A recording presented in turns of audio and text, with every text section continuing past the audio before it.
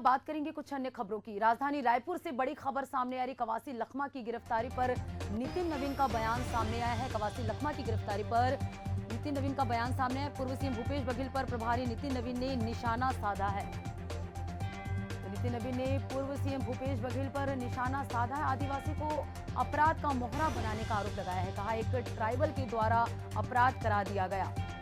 असली मास्टरमाइंड पीछे बैठा है। नितिन नवीन ने यह बयान दिया है। कहा भूपेश बघेल आप भी नहीं बचेंगे। तो भूपेश बघेल को बताया अपराध का असली जनक।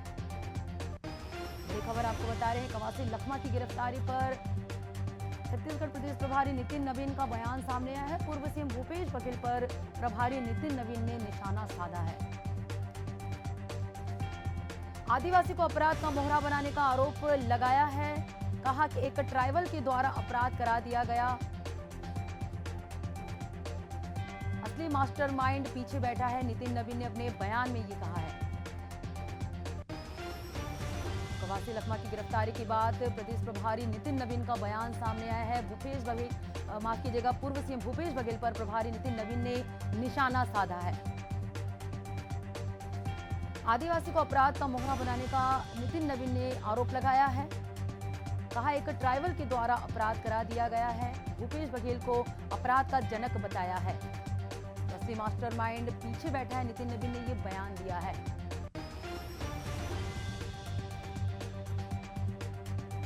तो कवासी लखमा की गिरफ्तारी पर प्रदेश प्रभारी नितिन नवीन का बयान सामने आया है। पूर्व सीएम भूपेश बघेल पर प्रभारी नितिन नवीन ने निशाना साधा है।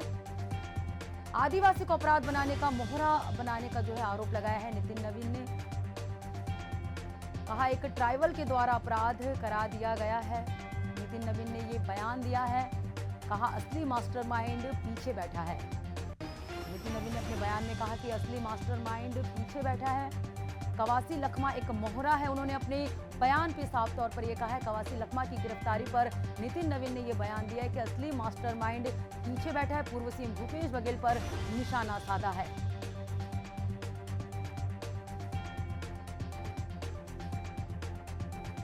और चलिए इस बयान पे क्या प्रतिक्रिया है। कांग्रेस से प्रवक्ता धनंजय ठाकुर हमारे साथ जुड़ चुके हैं। धनंजय जी, जैसे कि नितिन नवीन ने बयान दिया कि असली मास्टरमाइंड पीछे बैठा है, भूपेश बघेल पर भी निशाना साधा, इसको लेकर क्या प्रतिक्रिया है आपकी? देखिए, जब से केंद्र में भाजपा की सरकार बनी है, ईडी सीबीआई आईटी जो है भारतीय जनता पार्टी के एजेंसी की तरह काम कर रही है। क्योंकि भाजपा का नेता तो सारे के सारे नकारे गए हुए हैं और ईडी की जो कार्रवाई है उसका मास्टरमाइंड तो दिल्ली में बैठा हुआ है ना। ईडी को निर्देश मिलता है, फर्जी मुकदमे पक्षिताव दर्ज किए जाते हैं और उसके बाद भाजपा नेता नितिन नवीन जैसे नेता जिसको छत्तीसगढ़ में कोई जानता नहीं, छत्तीसगढ़ में आके बड़े बड़े बात करते हैं। ईडी में अगर साहस और क्षमता है तो नितिन नवीन भी मंत्री रहे, उनकी जो कार्यकाल उनकी जांच कर ले। नितिन नवीन भी कहीं ना कहीं जेल में नजर आएंगे। तो ईडी तो पूरी तरीके से फर्जी कार्रवाई कर रही है, भाजपा को लाभ पहुंचाने के लिए काम कर रही है। जी, आदिवासी को अपराध का मोहरा बनाने का आरोप लगाया, इसको लेकर क्या प्रतिक्रिया देना चाहेंगे आप? देखिए, आदिवासियों के ऊपर तो अत्याचार विश्व की सरकार बनने के बाद हुआ है। देखे ना हस्दे में किस प्रकार से आदिवासियों पर लाठी चलाए जा रहे हैं, उनके खून बहाए जा रहे हैं। बस्तर में निर्दोष आदिवासियों को गोली मारा जा रहा है। अडानी तो भी आए थे, बस्तर की जमीन सौंपने का सरकार ने निर्णय उससे कर लिया है। तो आदिवासी विरोधी तो भारतीय जनता पार्टी है। और विपक्षी दलों के लोग जब आवाज उठाते हैं, जब नरेंद्र मोदी जी के नाकामी पर आवाज उठाते हैं, विश्व के भ्रष्टाचार पर आवाज उठाते हैं। कवासी लखमा जी सदन में उठाए थे ना कि किस प्रकार से अरुण साव ने बिना टेंडर के पुल का निर्माण कराने का काम दे दिया अपने लोगों को। उसके बाद तो ईडी आई है ना। और वहाँ पे आप देखे होंगे बस्तर में पत्रकार ने 17 करोड़ के सड़क का भ्रष्टाचार उजागर किया तो भाजपा ने तो उसकी हत्या कर देते हैं। तो भाजपा के भ्रष्टाचार, भाजपा के नाकामी पर जो आवाज उठाएगा उससे ईडी सीबीआई आईटी आते रहेगी। जी बिल्कुल। तो पूर्व सीएम भूपेश बघेल का नाम भी सामने आ रहा है। नितिन नवीन ने सीधे तौर पर जो है उन पे निशाना साधा है, इसको लेकर क्या प्रतिक्रिया देना चाहेंगे? नितिन नवीन जैसे फर्जी लोग आरोपी लगा सकते हैं, उनके पास सबूत है क्या? वो तो नरेंद्र मोदी जी आरोप लगाए थे प्रदेश में यहाँ की विधानसभा चुनाव के दौरान। ये तो आरोप लगाने वाले लोग हैं। तो साफ तौर पर आप कह रहे हैं कि राजनीति तौर पर ये हुआ है? निश्चित तौर पर तो राजनीतिक है। नरेंद्र मोदी जी की राजनीतिक जो है वो खत्म होने जा रही है। लोकप्रियता खत्म हो गई है। इसके बाद अगर नितिन नवीन जी ये कह रहे हैं तो नरेंद्र मोदी जी की लोकप्रियता बचाने के लिए झूठे आरोप लगा रहे हैं। क्या इनके पास कोई सबूत है तो दे देते। 2 साल तो हो गया ईडी कार्रवाई करते, अभी तक चार्जशीट प्रस्तुत क्यों नहीं कर पाई ईडी? भाजपा नेता के बयान देने से क्या कोई किसी पे आरोप लग जाएंगे क्या? मैं भी तो आरोप लगा रहा हूँ कि नरेंद्र मोदी जी की सरकार में भ्रष्टाचार हुआ है। नीति जी में बिल्कुल, धनंजय जी बने रहेगा, आपसे और भी बातचीत करेंगे। हमारे साथ मीडिया प्रभारी बीजेपी से राजीव चक्रवर्ती जी भी जुड़ चुके हैं। राजीव जी, नितिन नवीन का बयान आया है कवासी लखमा की गिरफ्तारी की बात, क्या बीजेपी ईडी पर इतना भरोसा करती कि भूपेश बघेल का नाम भी सामने आ रहा है, तो आप इसको लेकर क्या प्रतिक्रिया देंगे? देखिए, जब हम जनसभाओं में जाते थे तो हमें ये पता चलता था कि शराब की 2 काउंटर है और शराब का बड़ा घोटाला हो रहा है। नकली होलोग्राम लगाकर शराब बेची जा रही है, बिना टैक्स के शराब सीधे शराब दुकानों पर पहुंच रही। तो ये सारे जनता हमें खुद बतलाती थी, तो हमने जनता के सामने वादा किया था कि हम शराब घोटाले का पर्दाफाश करेंगे। माननीय न्यायालय ने इसके लिए ईडी को निर्देशित किया था कि इस घोटाले का राजफाश किया जाए। और प्रत्येक खुलते जा रही त्रिपाठी, टुटेजा और देवर से लेकर तमाम लोग जेल के टिकटों में हैं। और जब जब पर्चे खुल जा रही तो जो मुख्य इसमें भागीदारी है उनका नाम नितिन नवीन जी ने लिया है, तो निश्चित रूप से सच सामने आएगा। दूध का दूध, पानी का पानी होगा। और जो राजस्व की डकैती हुई है 2300 करोड़ रुपए की, उस डकैती की भी भरपाई की जाएगी। जो छत्तीसगढ़ की जनता के गड़े पसीने की, खून पसीने की कमाई था, उस रुपए को किस प्रकार से दिल्ली दरबार पहुंचाया गया, चुनाव में खर्च किया गया, ये सारी बातें आपको सामने आएंगी। और पब्लिक डोमेन में भी ईडी ने बहुत सारी बातें रखी है जो साक्ष्य उनको मिला है। तो इसीलिए धीरे धीरे आगे आगे देखिए होता है क्या।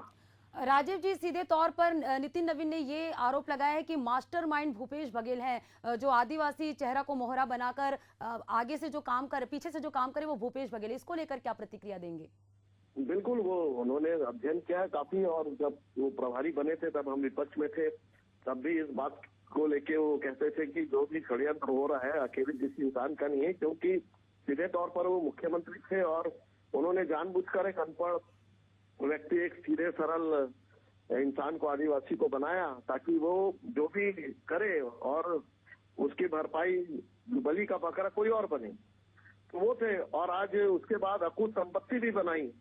तो ये इससे समझ में आता है कि जो मुख्य षड्यंत्रकारी कोई और है और पर्दे के पीछे बहुत सारे एक सिंडिकेट, एक कॉकस काम कर रहा था ये पूरे घोटाले को अंजाम देने के लिए। जो शराब की आमदनी थी, उस आमदनी को इन्होंने डकैती कर डाली। तो खुद कवासी लखमा ने कहा कि मुझे कुछ नहीं मालूम, मैं अनपढ़ हूँ। जहां मुझे कहा गया मैंने वहां पर हस्ताक्षर किए।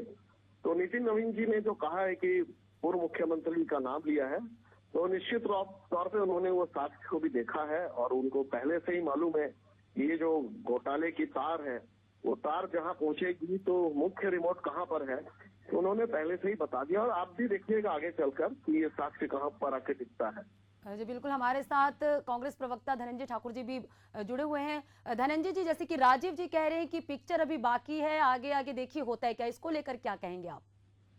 मैं तो आपसे पहले कह रहा हूँ ना, इस देश के प्रधानमंत्री पद में बैठा व्यक्ति फर्जी और झूठे आरोप लगाते हैं, तो उसके बाद नितिन नवीन और भाजपा नेताओं की बात की कितना दम होगा? प्रधानमंत्री अगर कोई आरोप लगाए थे, आज 2 साल हो नहीं जा रहा है ईडी की जांच को, क्यों जाके प्रधानमंत्री जी ने सबूत प्रस्तुत नहीं किया? जब आरोप लगा रहे हैं तो क्या देश को गुमराह करने का काम करते प्रधानमंत्री जी? प्रधानमंत्री पति गरिमा को ठेस पहुंचाते हैं और 2 साल हो गया, अभी तक वहाँ पे चार्जशीट प्रस्तुत क्यों नहीं हुआ है? तो जब नरेंद्र मोदी जी फर्जी झूठे आरोप लगाते हैं तो नितिन नवीन की बातों को कितने सच होगा, ये तो पूरा देश देख रहा है। राजीव जी क्या कहेंगे? धनंजय जी कह रहे हैं कि जब प्रधानमंत्री झूठे आरोप लगाते हैं तो नितिन नवीन की बातों में क्या सच है, क्या कहेंगे इसको लेकर? देखिए, इस आरोप पर बहुत सारे चुनाव हुए, सरकार चले गई। इन्होंने राफेल का आरोप लगाया था, लेकिन हमारी सत्ता पुनः स्थापित हुई। राष्ट्रमंडल खेल के घोटाला, कोलगेट टूथपेस्ट एटम घोटाला, हमने आरोप लगाया, सामने आए, कनीमोजी की गिरफ्तारियां हुई, कांग्रेस के बड़े नेता गिरफ्तार हुए और सरकार चली गई। और हमने भी आरोप लगाया कि शराब का स्कैंडल हुआ था, शराब का घोटाला हुआ था, इसलिए लोग सामने आ रहे हैं। अब देखिए, इसीलिए सरकार चली गई कांग्रेस पार्टी की। तो घोटाले कोई फर्जी नहीं होते। जो फर्जी घोटाले के आरोप लगते हैं वो राफेल के लगते थे, जिसमें जनता ने उसे स्वीकृत किया। और हमने जो जो घोटाले के आरोप लगाए वो सच साबित हुए और इनकी सल्तनत चली गई, सरकार चली गई। और हमें वापस पुनः सेवा करने का जनता ने मौका दिया है, क्योंकि हमने जनता के दरबार में आरोप लगाया था कि बहुत बड़ी शराब का घोटाला हुआ, रेत का घोटाला हुआ।